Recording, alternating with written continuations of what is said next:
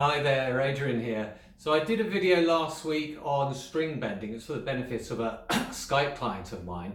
Predominantly this is for Alexander technique lessons. I'm more of a guitar coach than a guitar teacher. And if you're not familiar with the Alexander technique, it's used in most of the classical music schools, and it's used to help overcome and prevent injury and play more freely. So it's a way of using yourself more efficiently.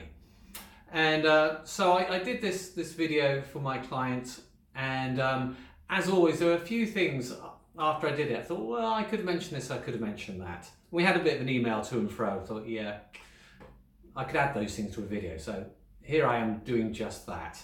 Now, some of these things, the first thing I wanted to mention was something actually kind of obvious for most people anyway.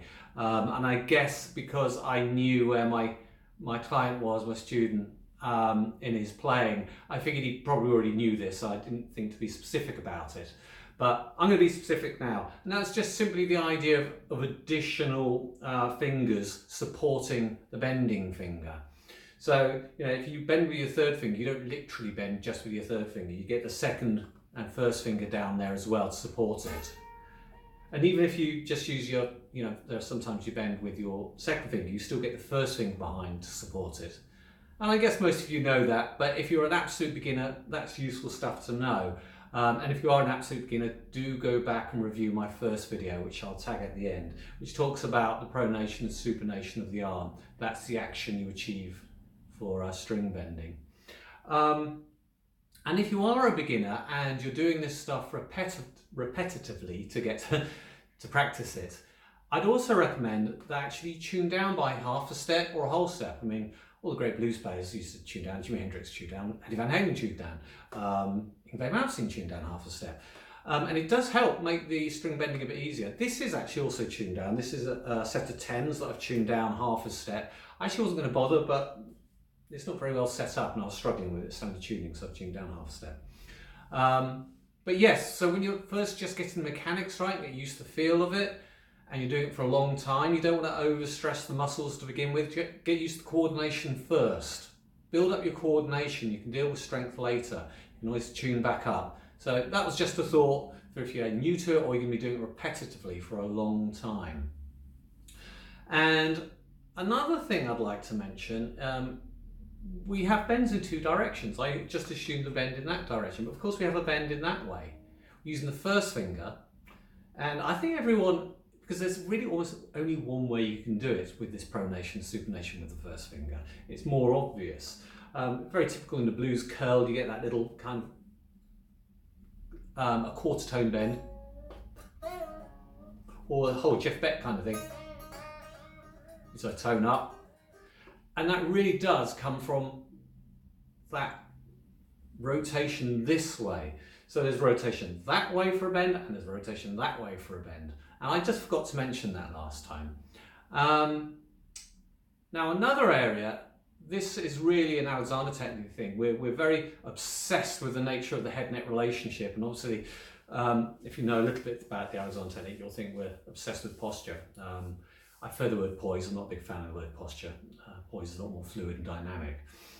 And it's not just because the way the head balances on the spine affects your posture, which it does, but because the whole startle reflex and because the way we overreact to things, when we overdo things, you can usually tell from the quality of the neck muscle. It's like a barometer in, a window into what your whole system's doing. And it's just one place to look to check. That's obviously away from the hands, but if your neck's tight, I can promise you your arm and your hands aren't, and your fingers aren't going to be as loose and free as they could be. Now what you can do, obviously you want to test for it while you're doing the bend, because a lot of people are kind of like this. You could just hold your wrist with the other hand, as if it's the guitar neck, and try and rotate. And obviously you can't, because it's, but you are employing the muscles of the forearm to do that. And as you employ them, you can check how much tension is happening in the neck and shoulder. And you can just do that while watching TV or sat in a bus or something, it's just something you can look out for. So how much separation can you get so you can keep the rest of you free while you do it? and it's worth just checking in with. And it's something you can keep checking with. Don't worry if you feel a bit of tension. The point is just to keep working on it and keep reducing it. Now, the final point that I really want to make is the fact that ultimately, although I'm trying to help here with physicality of things, so you understand the mechanics and you understand how to do things freely so you don't injure yourself, this is of course music, and it's an ear thing, a listening thing. Now this gets into territory where, as an Alexander teacher, when I'm away from the guitar and I'm teaching people, maybe people who've got RSI from sitting at the computer all day long, which is very common, a lot of clients like that. I'm a big believer that our posture, our poise, is related to our engagement with our outer environment. So, if you're engaged out in an environment like most animals are, our posture will reflect that. Whereas if we narrow our attention just onto, a computer screen or something, we start following, because we follow our attention. We crane forward, the head comes forward, and your posture goes. And that's really an attention issue that the physicality is following. Now this falls into that category, that although you want to have some sort of muscle memory for this stuff, ultimately you have to use your ears and let the ears be the guide.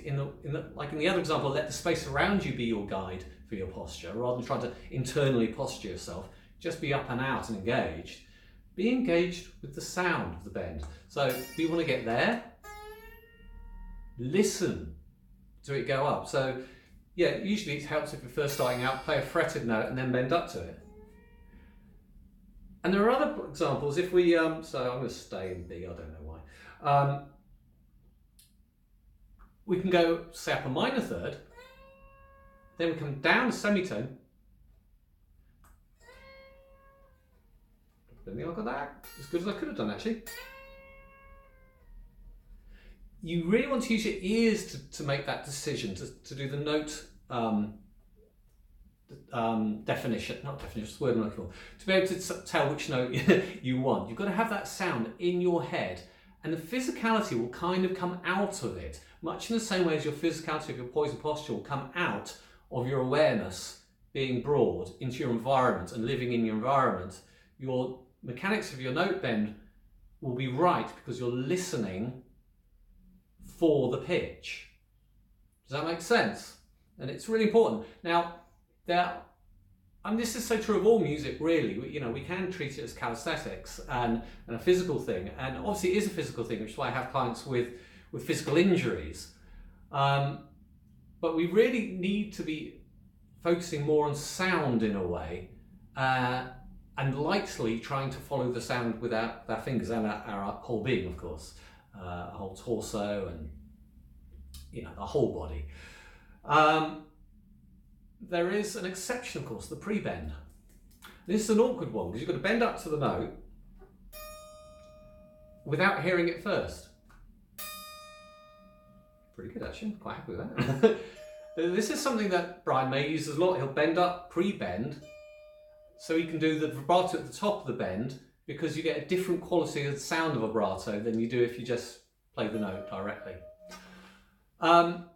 There is some muscle memory required there, and obviously each string thickness is different, so you've got to get used to that, and depending on where along the fretboard you are, it's going to feel different.